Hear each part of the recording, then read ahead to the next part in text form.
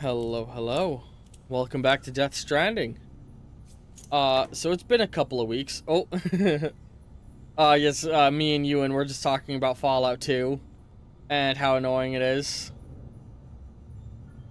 What was I doing? Yeah, so it's been a hot minute since I've played this game. It's been about 2 weeks. Oh, I keep forgetting that thing is there. But yeah, it's been a couple weeks since I sat down and played. And man, I'm still a little, like, all over the place from how this game ended. This game is so good, and I cannot wait for the sequel. Hey, Lou.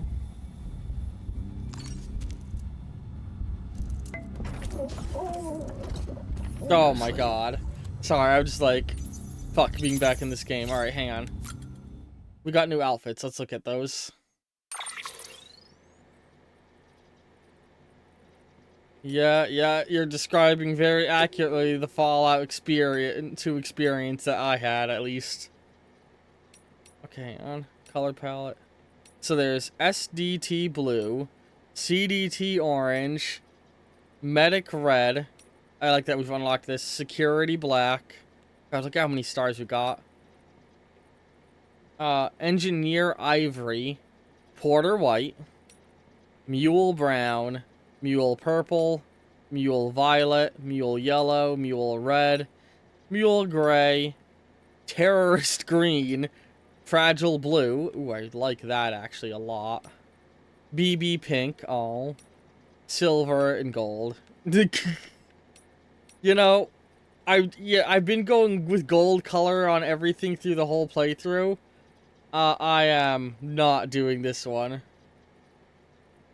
Blue STD. I think it's oh, it's the initials of some branch of the government. I don't or the branch of something. I don't remember exactly what. I'm torn between fragile blue and BB pink, honestly. I think BB pink, I mean, fragile blue looks better overall with my gear loadout. Yay! I hope the next game lets you start off with the color picking. Like, it's a good end of game unlock, but I kind of wish I was just unlocking the ability to change the color of my suit from the beginning, instead of it being a reward at the end of the game. Alright, let's, I'm kind of purposely putting off going and reading all of the journal entry stuff we received. We got a new attachment. I Heart BB patch. Alright, yeah, just new patches.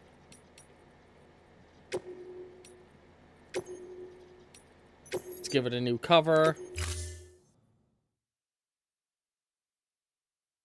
It's going alright. We're just hopping back in. I'm all over the place mentally from being back in this game after 2 weeks off of it after that big ending.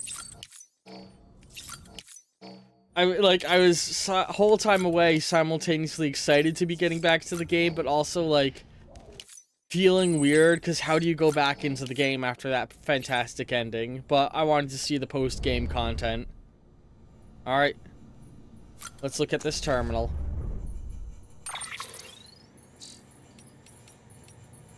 So we got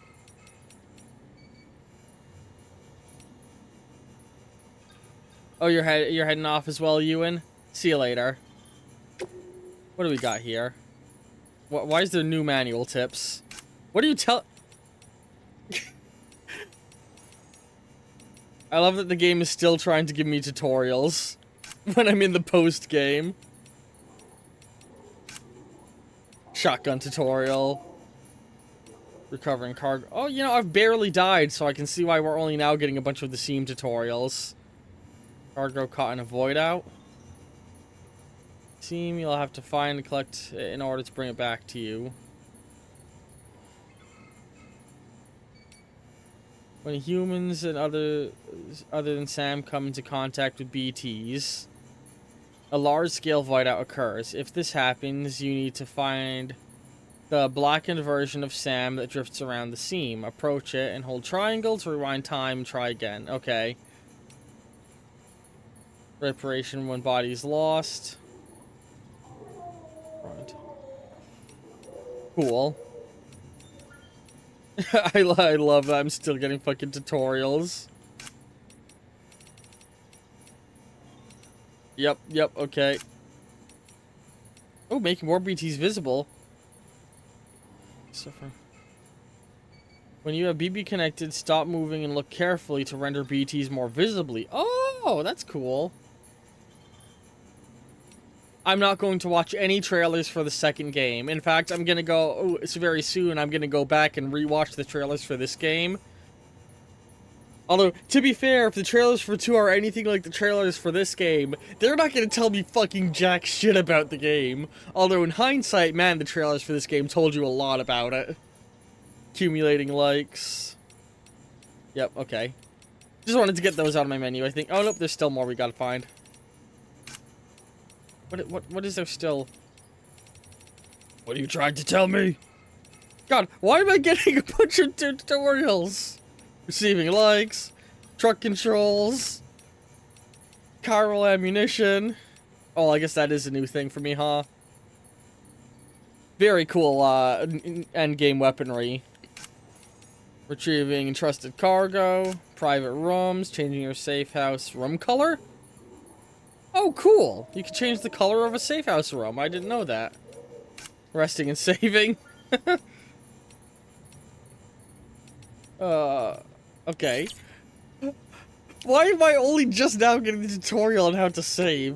We unlocked a bunch of new songs. Oh, God. The ending song that played.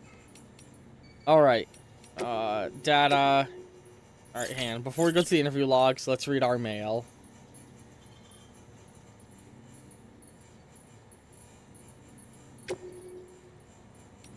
Victor Frank, but, I only have 1 star with J still. Holy shit.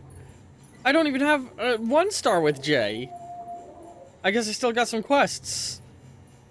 Yeah, yeah, well, I mean, we are here for post-game. Bonafide hero shit from Victor Frank. Well, you actually pulled it off. Made it all the way out west and came back to tell the tale. I've got to admit, I was worried you wouldn't see it through. Seems like a tall order for anyone, after all. It hasn't been easy for the people you left behind, but told myself to try and not blame you. That wouldn't be fair. I'm sorry I ever doubted you. You're a real hero, Sam, and there's plenty of us out here who will never forget that.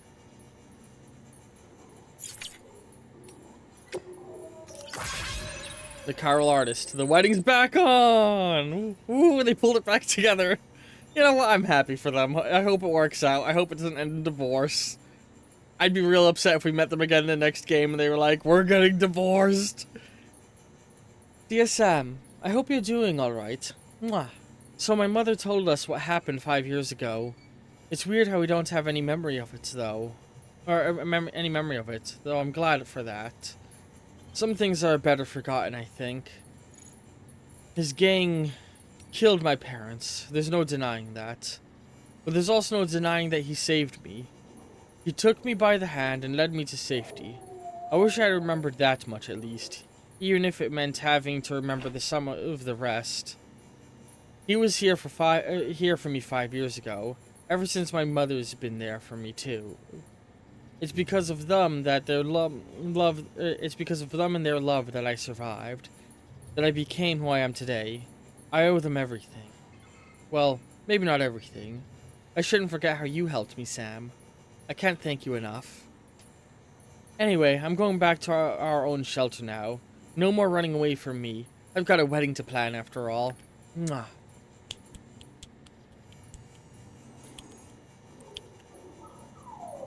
Alright. Our artist mother. My daughter and her husband's tragic past. Dear Sam, maybe you already heard, but my daughter turned up here the other day, saying she was moving back home. Not long after that, her man came around looking for her, so I decided it was time to come clean and tell him the whole truth about what happened 5 years ago. The truth about how they first met. My daughter's real parents were killed by a gang of junk dealers. A gang to which her own husband used to belong.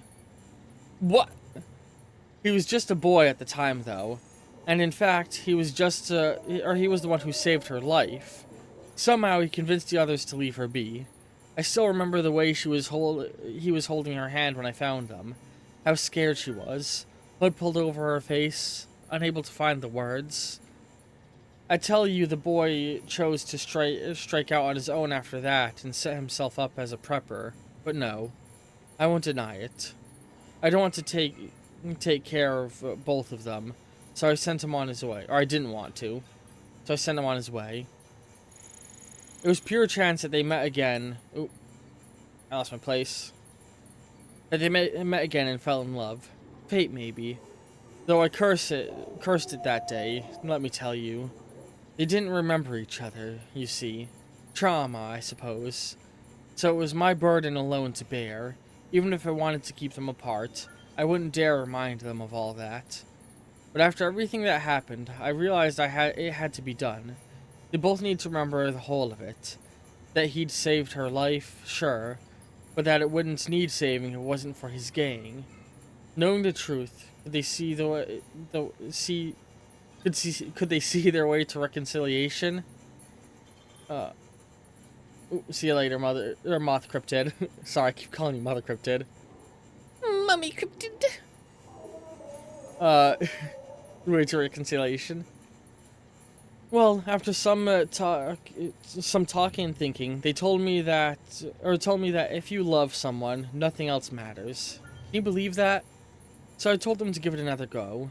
It won't be easy, and frankly, it shouldn't be. But I sincerely believe they have what it takes. If they want to get married, I'll support their decision.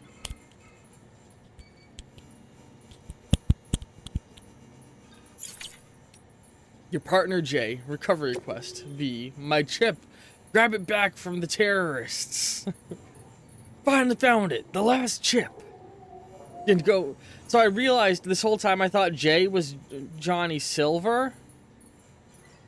Wait, yeah, I think J stands for Johnny Silver, and I'm pretty sure V is the player character in Cyberpunk. Finally found it, my last chip. And go figure, this one will be the biggest bitch to bring in yet. The chip's in a ruined mall. There's a delivery terminal there too. One that nobody fucked with for a long-ass time. Until now. Looks like some terrorists got their hands on the chip and is using the terminal to try and decrypt the data. Tried to overload it remotely, but no dice. Don't know what's on the chip, but I do know those penjejos, I can never say that word right, ain't up to no good. Gets worse. They've disabled all structures and facilities in the area, rendering them unusable. You won't see any existing structures, and you won't be able to use any new ones either. Damn. Just gonna have to get in there and fuck them up before they can steal the data. Once you got the chip, bring it back to me like before. I should be able to undo the damage, bring everything back online after. Grab the order at the distro center south of Lake Knot City. This is my last favor, Sam. Pull this off, and we're golden. Okay. Now let's read the data. Ooh. So, Hartman. About Sam's return. Hartman. 1 week after Sam's return. Bridges HQ. Sam has returned. Safe and sound. It had been about a month since he departed for Malaise Beach. 30 days of relentless searching for us. Though for him, it must have felt like an eternity. I cannot imagine the isolation and despair he must have been forced to endure. The suffering known only by Amelie and Bridget. Sam has told us about the extinction entity, and how it's granted humanity a reprieve. But beyond that, hang on, sorry. I'm adjusting how I'm sat, and I just got caught in a wire. Oh, try not to pull everything down. Where was I? But beyond that, he is reluctant to speak. Well, we shall not put any pressure on him. Frankly, I expect we would struggle to comprehend anything else he tells us. Suffice it to say that the last Stranding has been avoided, even if its precursor has forever reshaped our world. Thousands and thousands of years from now, should intelligent life walk the earth and find our fossils, they will likely conclude that Homo sapiens died out in the sixth extinction. Perhaps, if we are lucky, they may even find records we left behind.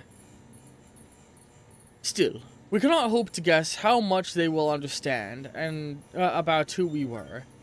After all, their intelligence will not be like ours. There will be a different understanding of the world, of the universe, different forms of existence, different concepts of what it is to be alive. These invariably lead to different conceptions of what it is to die. But it matters not if they never understand who we were. All that matters, in my opinion at least, is that we know that we were here. That's a very good way to look at it.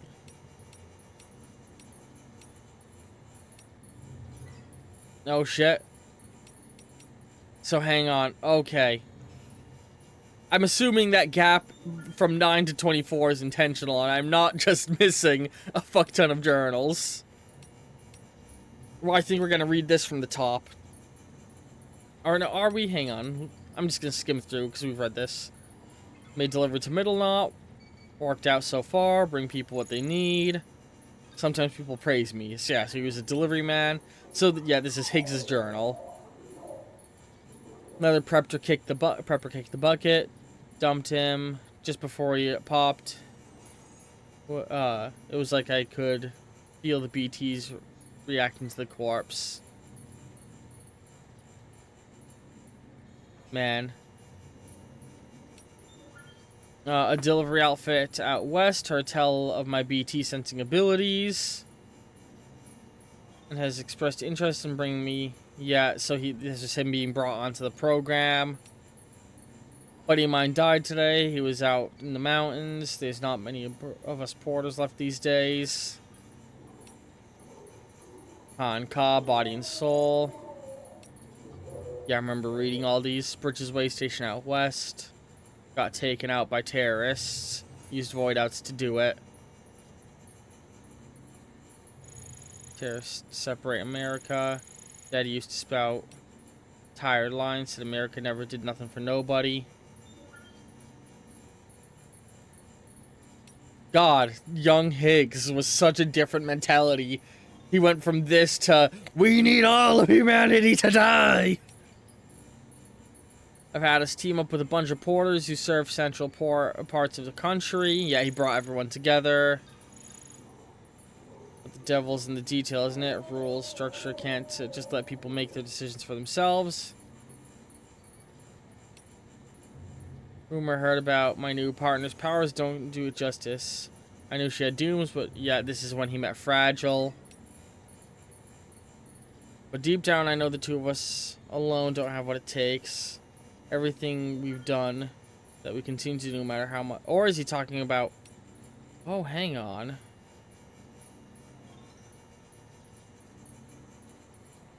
He's not talking about Fragile. He's talking about Amelie. Oh shit, now looking at these recontextualizes some of what's going on here, huh? Like, me and my partners, we have our limits, but now that I've met someone who has none, someone who could save the world from this madness. Alright, so what's new? So this is the moment he began to lose it seems. My first memory is looking up at the ceiling of our shelter as a baby, bawling my eyes out. All of a sudden, the hand of God comes into view, blotting out the steel sky. Daddy lifts me up, not gentle, but not hard. Shouts some stuff, but it's all gibberish. I can't make heads or tails of. He ain't my real daddy, though. That one died before I was born, and Mama soon after, of disease or something. Oh no. Her brother took me in, whisked me away from the shelter, reeking of piss and death, and brought me here. Daddy number 2. He never really took to it. He was an ugly, violent man, full of anger with nowhere to go. Tried to love me in his own way. I don't know if he ever had it in him. Daddy told me our shelter was our world, and I believed him. I grew up thinking no one but us two existed. Then, when I got a little older, I started asking questions. Simple questions about where the food came from. That kind of thing. Got smacked upside the head for my troubles. But try as he might, he couldn't beat the curiosity out of me. One day I peeked at his monitor. It was the first glimpse I'd ever caught of the outside world. I pestered Daddy about it, and you bet I caught holy hell for it. But I wore him down, and eventually came clean and admitted there was a whole world out there. Soaked to the bone by townfall and overrun by demons that'd eat me up. It occurred to me later that his fearmongering probably got my mama killed, filling her head with the hysterics about the dead walking the earth, and the only safe haven being 6 feet under. My mama entrusted me to her brother. So, he had no choice but to raise me the best he could. Say what you will about the man, but he had himself a sense of obligation. He might even have harbored a measure of affection for me. But whatever was in his heart, he expressed with his hands, his fists. Any hopes and dreams he might have had for me, for us, fell by the wayside pretty quick. We slipped into a daily routine of warnings to stay the fuck inside, bookended by beatings to drive the point home. I think sometimes he sincerely believed that was the only way to protect me. But I wasn't about to go living like that. Can't cage a young boy's spirit. If I'd stayed, I'd have died, body and soul. I had to get out. Started hoarding supplies in secret, but he caught on. That was the beginning of the worst beating yet. He was grabbing anything and everything within reach he could use as a weapon, tearing our shelter apart, smashing furniture, all while wailing like a wounded animal, tears streaming down his face. He pinned me down, tears and spit flying in my face as he blubbered on about me not understanding his pain. His fucking pain. His hands round my neck, darkness creeping in from the corners. His fucking pain. His fucking pain. The kitchen knife in my hand, in his neck, his hand, in his fucking hands. They grow weak, and he just deflates like a balloon all over me. I roll him off and I look into his glassy eyes, filled with his fucking pain and our steel sky.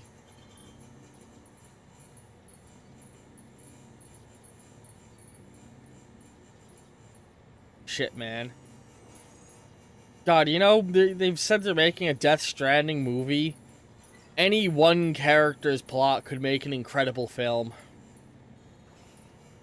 Just these 2 journal entries alone tell an amazing story. God fucking damn, this game is so good. Journal number 26. I didn't know how to feel after that. I spent the night next to him, my mind a blank canvas. In the back of it, a nagging voice, saying I had to dispose of it. Danny hadn't told me much, but he had told me about how bodies go necro, pop BTs and all that. Made for a good bedtime story. So I knew what had to happen if I let him, what would happen if I let him lie. Death had come into our home and turned into a crater. His stink was starting to fill the room. I had to deal with him. Had to get him out. Get him as far away as possible. So I got my arm under his and dragged him out into the new world with new sky. Bigger. Emptier. Bare rock dotted with bushes. All around. Mountains. Fucking mountains off in the distance. Chiral clouds hugging their peaks. My knees started getting wobbly. The world began to spin, but I knew the clock was ticking. Eyes down. Gotta deal with Daddy. I'd been moving at a steady clip when I saw it. Carhelium coming off Daddy. Little motes of shimmering light. I was out of time. I let him down in the dirt. Before I let go, I had a vision. My hand still resting on his body disappeared, vaporized into a fine mist. Oof. And then, I felt another presence. A BT. Coming slow but sure. Like he'd been walking since the beginning of time. Daddy's keeper. That was the first one I'd sensed. But it wasn't the last. For a long while after I remained awakened to their presence. The sixth sense. Daddy's parting gift to me. Over time it'd fade. But I knew how I got it. I knew how to get it back. All I needed was another body. And got real good at making them. Death for life. Theirs for mine. A fair exchange. Oh god, man. The writing in this game.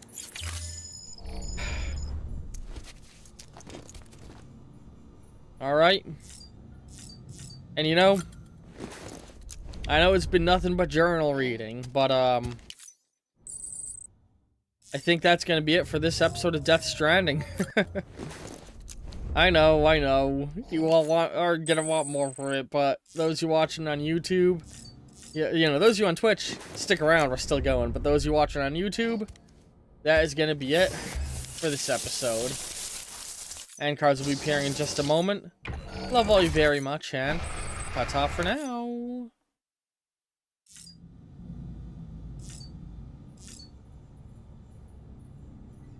An end card.